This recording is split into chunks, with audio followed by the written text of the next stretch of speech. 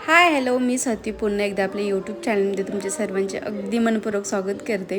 तर आज होता आमरसाचा बेत. म्हटलं चला तुमच्यासोबतसुद्धा हा ब्लॉग शेअर करते. आता आमरस चपाती बनवायची म्हटलं की वड्याची भाजी हमखास माझ्या घरात बनते. आणि तसं तर वडा म्हटलं की आमरसाच्या दिवसामध्येच खावा असं म्हणतात. आणि त्याच्यासाठीच घरामध्ये आम्ही वडा बनवून ठेवत असतो. कारण ज्या दिवशी माझ्या घरात आमरस बनला जातो त्या दिवशीच आवर्जून मी घरामध्ये वड्याची भाजी बनवते. तशी आहोंना वड्याची भाजी फार आवडते. दीदीचा उद्या बड्डे आहे. आहोंचा फोन आला होता की आपल्याला बाहेर जायचं, दीदीला मला कपडे वगैरे घ्यायची होती. तर काल तर तिच्या मावशीने तिला ड्रेस घेतला होता, पण म्हटलं आता आपला पण पाहिजे तिला, तर आम्हाला जायचं होतं तिला ड्रेस घ्यायला.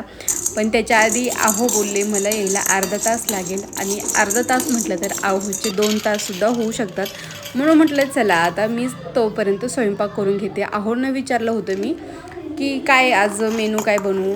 तर आहो बोलल्या आज मला आमरस खायचा आहे. तर म्हटलं ठीक आहे, तुम्ही घरी येताना आंबे घेऊन या, तोपर्यंत चपाती वड्याची भाजी हे सगळं काही मी बनवून ठेवते. तर मला बोलले ठीक आहे मी घेऊन येतो.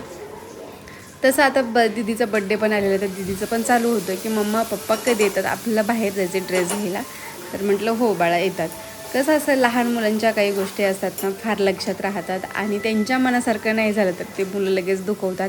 आणि त्याच्यात माझी दीदी एवढी समजदार आहे ना, तिला कुठली गोष्ट बोलली ना का बाळा असं करायचं आहे तर ती मला म्हणते हो मम्मा तसंच. कारण ती कुठल्या गोष्टीला माझ्याकडं आवर्जून हट्ट तर करत नाही. कुठला तिनं माझ्याकडं हट्ट केला तर मला तो पूर्ण केल्याशिवाय काय शांत बसू वाटत नाही. तसं तिचं या बड्डेला असं होतं की तिला मोठा टेडी पाहिजे होता. तर तिचे अंकल तिला मोठा टेडी देणार होते, पण काही कारणानिमित्त नाही का ते गावाकडे गेले आणि ते दिल्या तर माझं काही न होत नाही. म्हणून बाळा मी आल्याच्या नंतर मी तुला तुझं बर्थडे गिफ्ट जे आहे माझ्याकडे राहिलं ते मी तुला देईल, तू नाराज होऊ नकोस. 3 दिवस दीदी नाराज होती की अंकल गावाकडे गेले तर आणि अंकल माझ्या बड्डेला नाही आहेत. तर तिनं फोन केला अंकलला की अंकल तुम्ही जर नाही आलात तर मी तर केक कटच करणार नाही असं बोलले.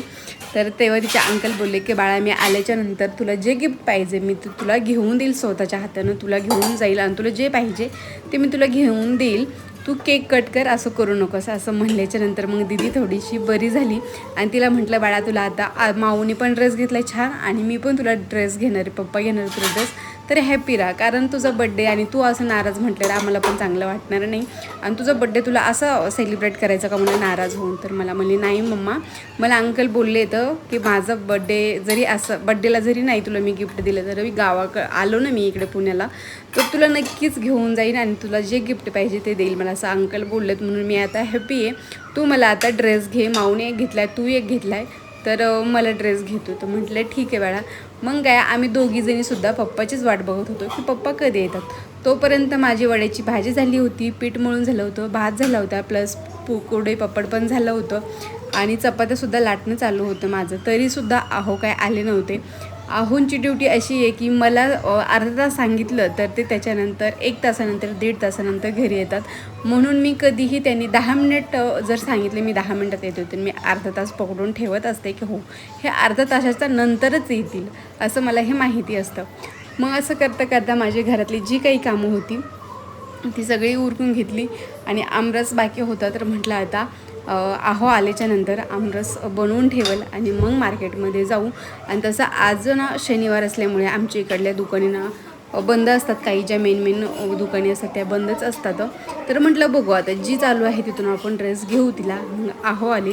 आहोंचं मला थोडंसं लेक्चर भेटलं, असं करू तसं करू, काही गोष्टी कामावरच्या होत्या त्या त्यांनी माझ्यासोबत शेअर केल्या आज काय झालं म्हणून.